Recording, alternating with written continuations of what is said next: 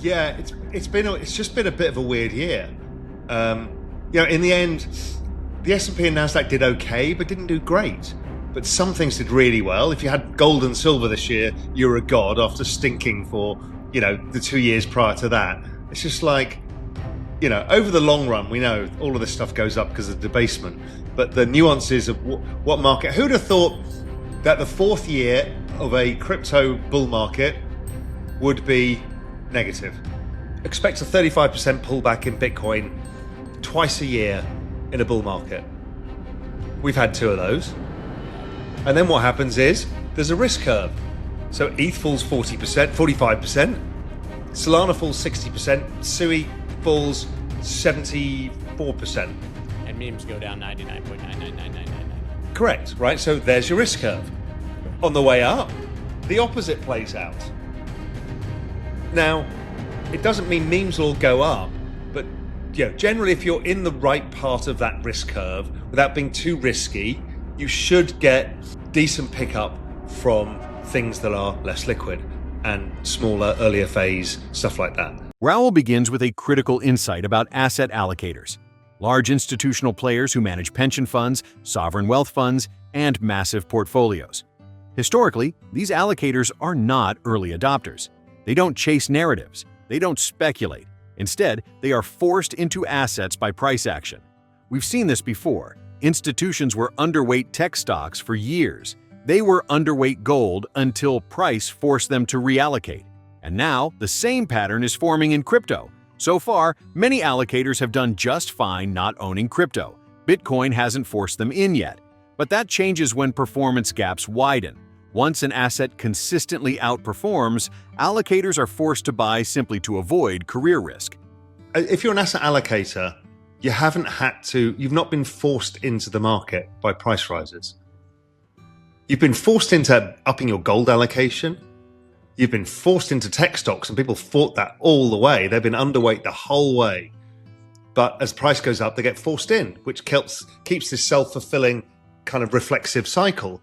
In crypto, you haven't had to do anything. In fact, they've done really well by not allocating this year. But if that dynamic changes, they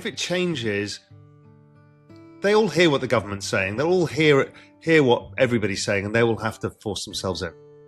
From the work that we do, every Bitcoin dominance is driven by the business cycle. So if the business cycle is lackluster or early stage, then Bitcoin dominance tends to be higher. When the business cycle picks up, which it has not done because of liquidity and rates and stuff like that, then Bitcoin dominance remains strong. But the moment it changes, then everything starts to outperform.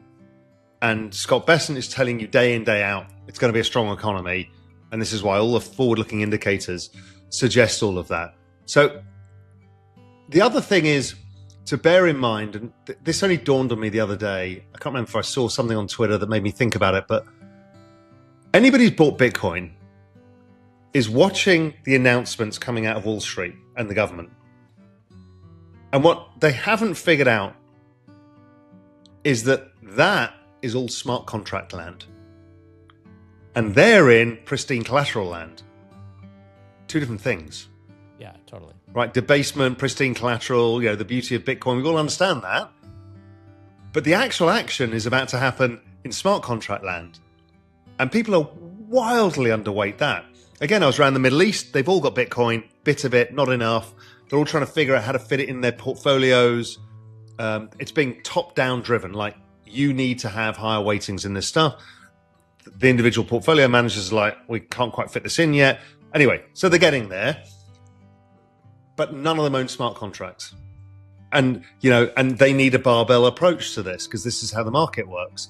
Because if you think about it, the number of use cases for smart contracts vastly exceeds the use case for Bitcoin in TAM. If we step back and say, okay, well, why does this affect the underlying token prices? Because these are just slots on the blockchain that are going to be in demand. So every time you tokenize an equity, you're creating block space demand, which drives the value of the token network. So again, people don't really understand this stuff. There's been a lot of shit fighting about how to value networks because we've not seen a use case of this magnitude coming. but it vastly changes everything. At current prices, if we're going to move towards a model where we value utility and actual earnings and metrics, are we wildly overpriced and need a repricing and then see who wins when we're actually giving them proper valuations based on usage and block space? See, I don't believe that's how you value a network. I believe you use Metcalfe's law, which is basically the number of active users sort of multiplied by the total value transacted on that network. You know, that's how Amazon works, Google works, all of this stuff. It's not how much revenue does Google make is the value of Google. It's really driven by how much actual volume of transactions. If you think about the vast scale of the advertising industry and think of how much it accrues to Google, 60% of every advertising trade goes through them or something. And so they capture pennies of it, but Google has always been priced because of this stuff. And particularly early stage, the market prices in the growth of these applications layers built on top of a network. So I don't think cash flows are relevant at all today. They might be in 15 years' time, but not today. It's like, can this new application create value and grow on top of the network? In which case, you're going to price this stuff at vast multiples. Remember, Amazon traded at a P of 800 for 8 years. Yeah. Valuations can be exceptionally out of whack for a very, very long time. Tesla, because nobody believed it was a network company. And sooner or later, everyone's realizing that this is networked AI across networked cars with networked robots, networked logistic chains, and everyone's going to go, oh shit. So let's talk about the performance. So right now, I've always said, expect a 35% pullback in Bitcoin twice a year in a bull market. We've had 2 of those. Yeah. And then what happens is there's a risk curve. So ETH falls 40%, 45%. Solana falls 60%. SUI falls 74%. And memes go down 99.9999999. Correct, right? So there's your risk curve. On the way up, the opposite plays out.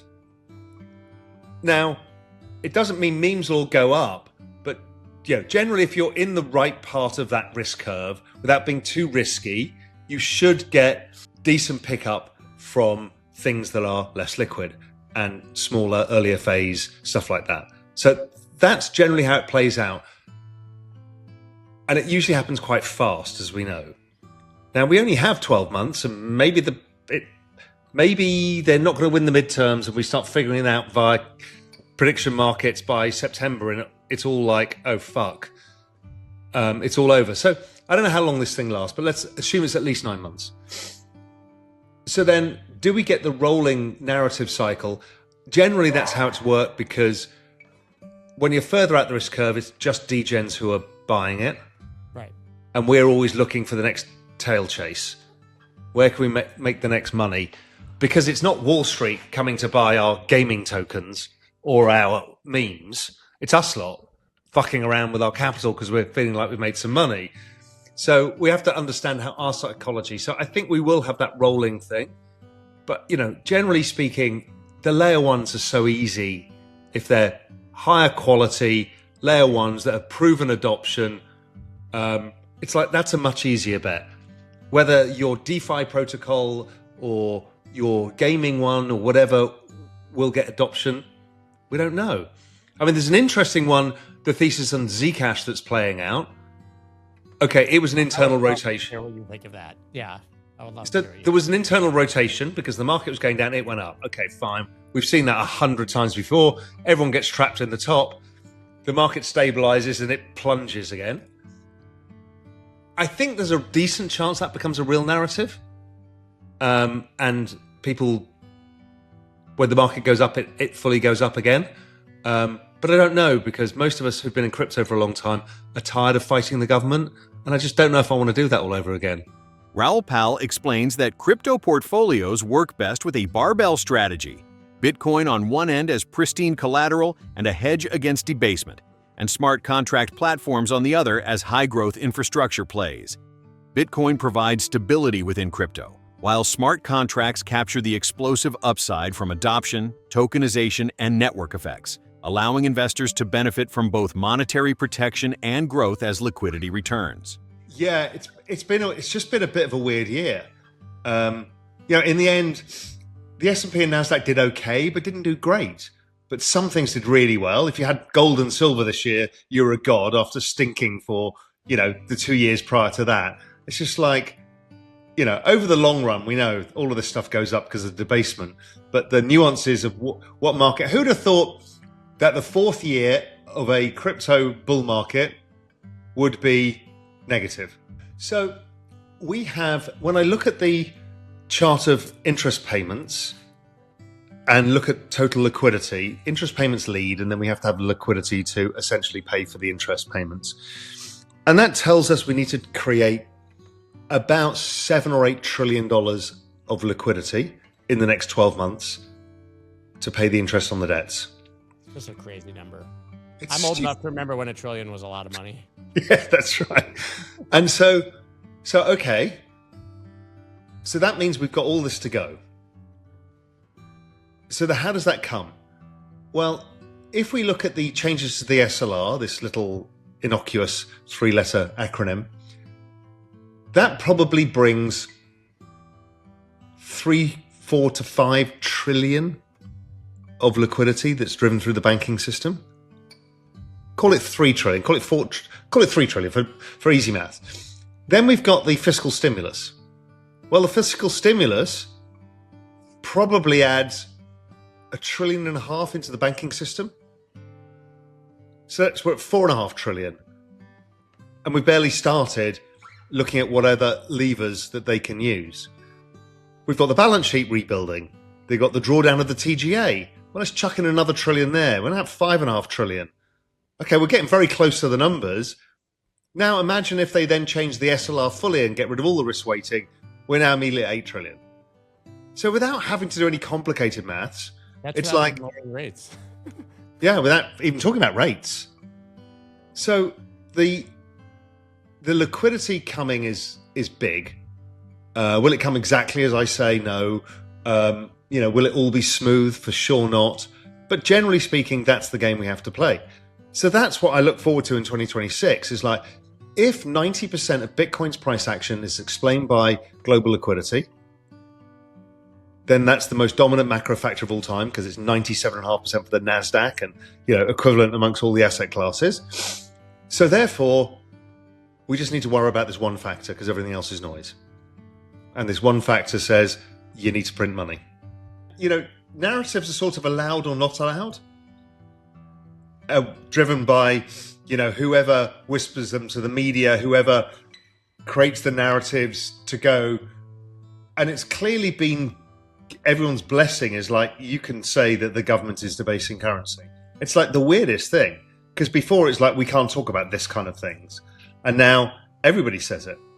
And now people start talking about, they wrap it up in nice terms. It's now called fiscal dominance. And fiscal dominance is, we're basically going to debase your currency. Or financial repression is the less nice way of saying it. Okay, so if the new catchphrase is fiscal dominance, does that mean that the Fed has effectively been neutered, or is it just a narrative? But everything started breaking apart in July a bit. And July was when the Treasury started rebuilding the general account, but we drained the reverse repo, which was the offset. So we had no real offset to the Treasury building up $700 billion. And so that kind of pulled the rug a bit from crypto because it's furthest out the risk curve. And then the shutdown happened and the next tariff war with China. And before you knew it, everything blew up. And so we've been diverging ever since in crypto because we're the furthest out the risk curve. And so the rest of the year was playing out almost perfectly. And I did not see the shutdown coming. I mean, the odds are going up again. I don't know. My guess is 2026 is really important for the Trump administration to try and win. Right. So they will do anything they can. So whether they have to somehow paper over the cracks in liquidity, if that happens again. We're still caught in a liquidity trap right now because the banks don't have enough liquidity. Year-end funding is a problem. The money markets were breaking. They probably still have to do something with I can't believe we've all had to learn about fucking plumbing, but here we are. They're going to have to do something with the standing repo facility to allow the banks to fund themselves into year-end. I mean, what a shit show. And we're still caught in that. And then, I'd love to hear your conspiracy on this.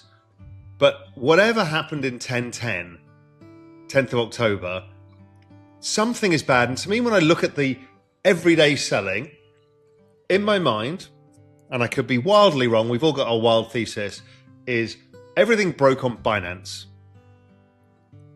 Even the market makers couldn't put in orders because the APIs broke. So my idea is Binance as a market making organization as well ended up having to be the backstop to all of that, everything that got sold down to nothing. So they end up with this huge book, let's call it $20 billion of liquidated stuff, of which they need to work out of. And $20 billion in shitcoins is a lot of liquidity.